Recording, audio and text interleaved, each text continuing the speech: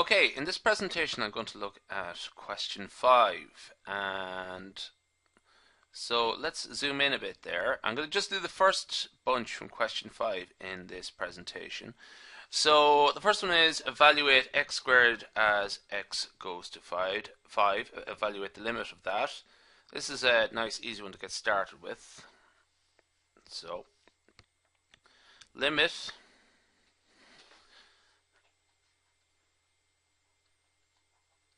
as x approaches 5 of x squared, that simply is 5 squared, which is 25.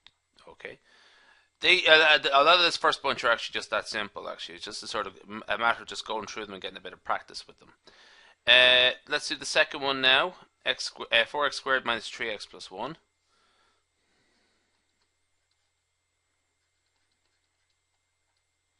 Squared minus 3x plus 1. And as the limit approaches 2, as x approaches 2, so that's 4 times 2 squared minus 3 times 2 plus 1. Okay, that simply is 8 minus 6 plus 1, and that is equal to 3. Okay, let's do another one or two more simple ones. They get harder and harder, but for the time being, let's enjoy the simple ones. The limit is x approaches 4 of x plus 5. This is the limit of x approaches 4 of x plus 5. Simply, you write that is simply equal to 4 plus 5, and that's equal to 9. Let's go down here now. Next one is 2x minus 1. I'll tell you what, I'll just call that is 2 times 2 minus 1. So the answer to number 4, that's number 3 there. The answer to number 4 is simply 2x minus 1 of 2x minus 1. That is simply, the answer is 2 times 2 minus 1, and that is equal to 3. Okay. Those are a few easy ones to get started with. Things are going to get a little bit tricky now. Those just, what I'm going to do in this, I'm going to finish up this presentation probably with the next 3. So the next one is x limit of, as x approaches 2, of 4x, x squared minus 4 over x minus 2.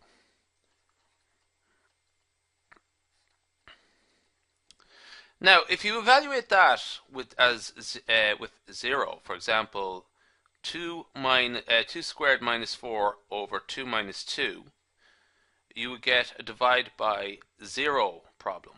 Okay, so you get 0 divided by 0, essentially. Okay, no use. Okay, so that's an indeterminate answer. So what we're going to do here is we can actually factorize this part here. And remember the difference of squares. A squared minus b squared is equal to a minus b times a plus b. Okay, so where does that leave us? We can write our limit as follows. X approaches 2 of b squared here is 4, so minus b squared. So we have x minus 2, x plus 2. Okay, all over x minus 2. The x minus 2 terms cancel out, so what we're left with is limit as x approaches 2 of x plus 2. That's just going to go out a shot here, just bear with me. Plus 2. And the answer, therefore, is equal to 4. So that's the fifth one there. That's number 5. And all of a sudden they're getting a little bit tougher. Okay. Let's do another one. 6 is down here, x squared minus 4x plus 3 over x minus 3, and the limit is as x approaches 3. Okay, so limit as x approaches 3 of x squared minus 4x plus 3 over x minus 3. Okay, let's actually, sorry, just double check that for myself. Yeah, that's grand. So again, you try to evaluate this, you would actually end up dividing by 0, and you can't really do that. Unless, so essentially, what you could what you could do first off is really try a different approach. Is essentially try to factorize this. Essentially, anytime you see a sort of quadratic term like this, try and factorize it. So what we could do there is factorize that. X squared minus 4x plus 3. That is equal to x minus 3, x plus minus 1. Okay. You can take it sort of as a hint that one of the factor terms is the denominator. Okay. So let's replace that there. Let's put that in. X minus 3, x plus 1.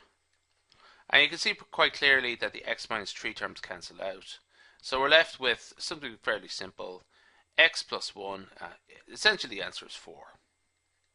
Okay. So x plus 1 as x approaches 3, the answer is 4. 3 plus 1. Okay. Alright, we'll leave that one there. That's the first part of question 5.